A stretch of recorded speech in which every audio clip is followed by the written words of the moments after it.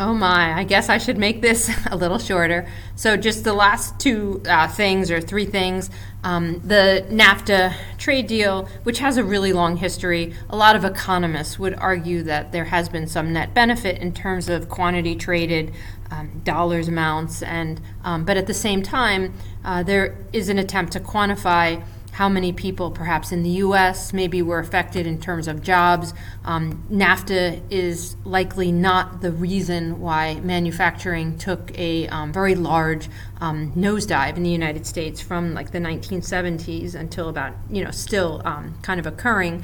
It's largely, I guess a lot of research suggests a lot of it has to do with automation and technology, but there's a little bit of a debate between economists of exactly kind of where and how and in what ways, manufacturing declined, whether it was connected to the loss of the role of unions or whether it was connected to perhaps, some rules that were written domestically in the United States, NAFTA being one of them. And so NAFTA kind of falls into a whole bunch of questions about, what happens if we end up with some trade partnerships, and the trade partnerships take advantage of comparative advantage, and ultimately you have some, kind of ability for there to be lower cost production happening outside of your borders.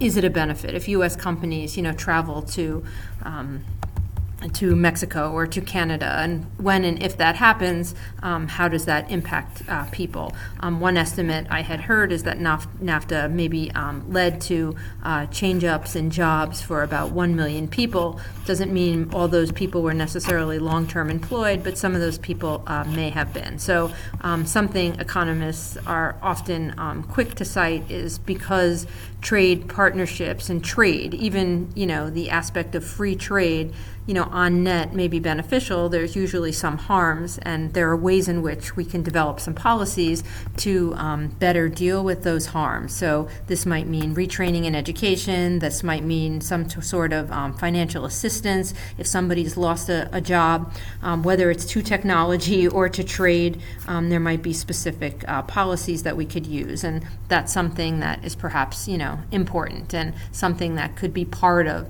the new policies that go along with new NAFTA. And there's a couple of different things that are different about the NAFTA reboot, so the video that's attached can help you out with that if you're interested. The other thing, in addition to perhaps the challenges that workers might face, there's other partnerships too. So just to give you one, because it's kind of a political issue, certainly the U.S. is, I think, part of a 20 or more than 20 partnerships, like trade groups.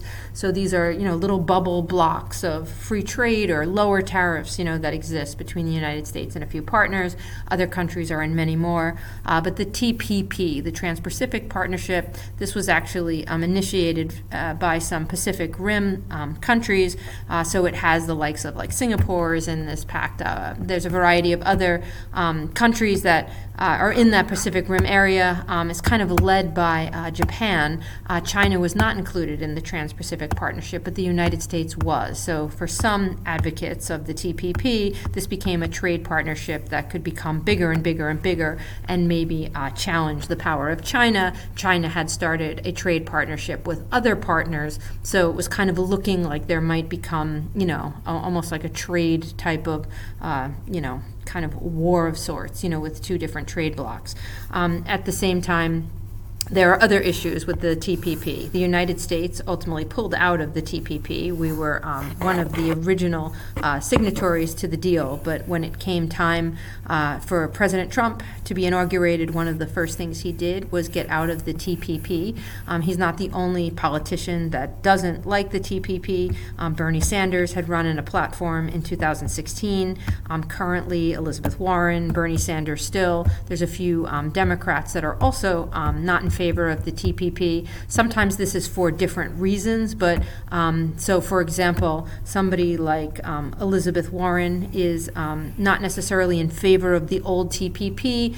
She or Bernie Sanders might have seen it as particularly useful for multinational firms, that multinational firms perhaps had a hand in writing the TPP. Some of it was not made available to the public, so the actual crafting of the TPP may have allowed for some special interest groups, and TPP critics suggest that that makes it, incredibly problematic.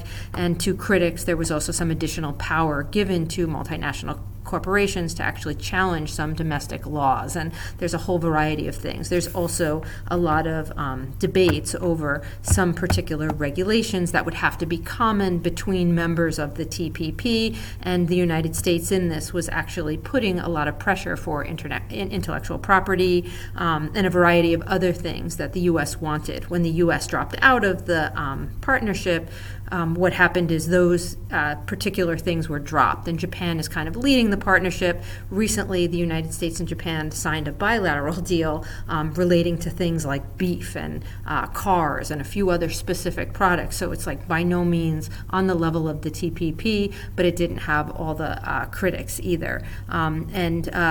It's kind of a political thing, but there is some debate about whether or not the United States should go back into the TPP, and if the United States did, what the conditions would be for other players in the trade group. And some people see this as an opportunity to set things up like stronger economic standards, stronger, workers' rights and things like that. Those things can, be tied to trade, or we could say, okay, it doesn't matter what human rights records are or what, environmental laws are or whatever. Everybody just trade with everyone else. And there's a lot more debate over kind of how to do those types of decision making than perhaps the damage due because of the trade war and the tariffs. There's a lot of economists that would say, definitely damage, definitely problematic. Some of the other things, there's a little bit more nuance, and a lot of this has to do with one of the effects of both technology, automation, and trade seems to be an increase in income inequality, and how countries deal with that and how the global community deals with that is probably the stuff that we will be talking about, most in the next few years. So anyways, I hope that was interesting. Have a good rest of the day. I'll put a reading about the TPP and the video about NAFTA. That is just for your information, okay? Have a good rest of the night.